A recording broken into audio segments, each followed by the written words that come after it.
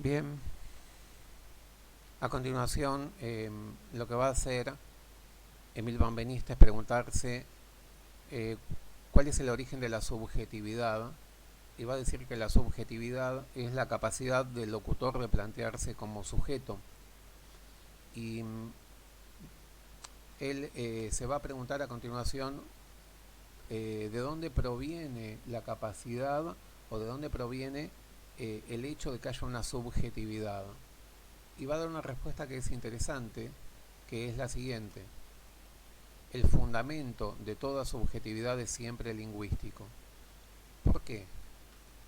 ¿Por qué tiene que ser lingüístico el fundamento de la subjetividad? ¿Cuáles son los títulos de que dispone o de que se arroga el lenguaje para fundar la subjetividad?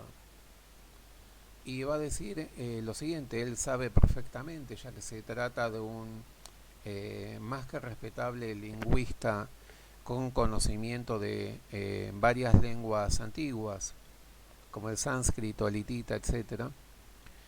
Él sabe perfectamente que no existe ninguna lengua que no tenga pronombres personales.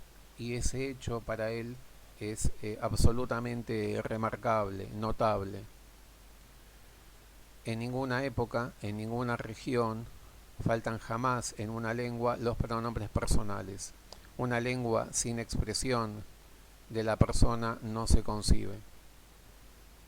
Discute después brevemente por qué hay lenguas en Extremo Oriente que parecen eludir los pronombres personales y va a indicar que en el fondo están evitando utilizar esos pronombres por una cuestión de cortesía en el lenguaje, pero que en el fondo toda lengua forzosamente está condenada a emplear los pronombres personales.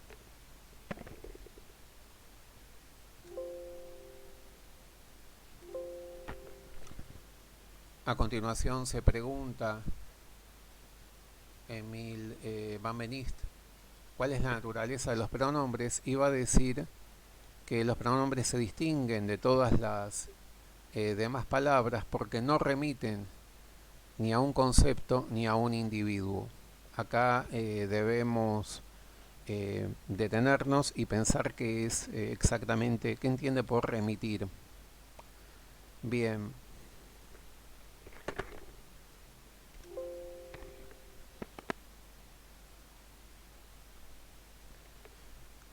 ¿qué es lo que entiende Emil Van Benist por remitir a? Una palabra puede designar un concepto. Por ejemplo, puedo tener la palabra eh, ángulo para un triángulo y en el fondo tengo un concepto. Esa palabra remite a un concepto o puede remitir a un individuo. Yo puedo decir salero y está remitiéndome a un objeto efectivamente existente en la realidad. Por una cuestión de comodidad, cuando vamos a reservar a lo largo de este video la palabra denotación para indicar el caso en el cual una palabra se está remitiendo a un objeto de la realidad. Decimos entonces que la palabra salero denota porque hay un objeto de la realidad que es capaz de contener sal y que tiene existencia material. Decimos que la palabra entonces unicornio no denota porque no hay ningún individuo en la realidad que sea un caballito pequeño blanco de un solo cuerno que se encuentra en los bosques. Entonces, palabras como unicornio no denotan, pero sí remiten a un concepto. Palabras como salero denotan a algo en la realidad. ¿Qué hacemos entonces con los pronombres? Y Emil Van Benist llega a la conclusión de que los pronombres son especiales. Vamos a usar provisoriamente la siguiente definición de pronombre personal. Por supuesto, no hay una definición universalmente aceptada, ni mucho menos, simplemente vamos a hablar de qué cosa vamos a entender por un pronombre.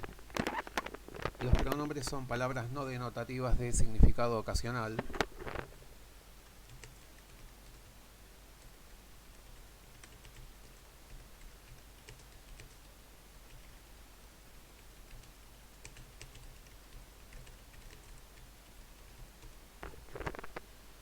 ¿Por qué los pronombres son palabras no denotativas?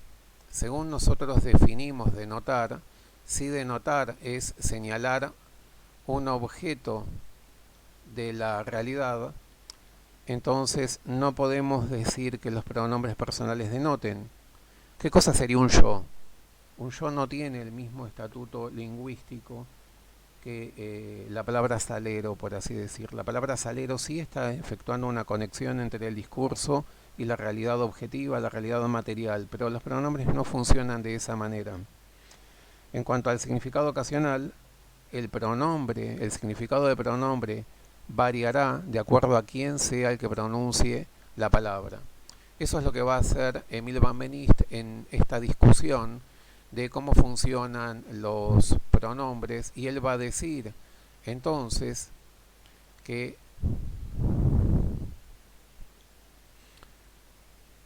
el yo se refiere a un acto de discurso individual y que en el cual el pronombre es pronunciado y designa al locutor. Lo clave entonces es esta capacidad que tiene algunos pronombres personales para organizar el discurso. En una parte del texto que no leímos pero que está antes dice es un yo el que pronuncia el pronombre yo. Tenemos entonces unas palabras que tienen un estatus lingüístico muy particular. No funcionan como otras palabras, no señalan conceptos, tampoco señalan objetos de la realidad, sino que tienen un significado que le es dado por el propio discurso. Pero además estas palabras funcionan de una manera compleja, ya que todo el discurso cobra significado a través de la existencia de estos pronombres personales. La realidad a la que remite es la realidad del discurso, es en la instancia del discurso en que yo designa al locutor, donde éste se enuncia como sujeto. Así es verdad al pie de la letra que el fundamento de la subjetividad está en el ejercicio de la lengua. Por poco que se piense, se advertirá que no hay otro testimonio objetivo de la identidad del sujeto que así da el mismo sobre el mismo. Entonces, para Emil Van Benist la subjetividad es posible ya que se funda en un hecho lingüístico. Si no existiera la capacidad lingüística para separar un yo de un tú, entonces no existiría tampoco la posibilidad de aislar una subjetividad. No tendríamos la posibilidad de pensarnos como subjetividades. El lenguaje está organizado de tal forma que permite a cada locutor apropiarse la lengua entera designándose como un yo. Esto es importante, lo vamos a señalar.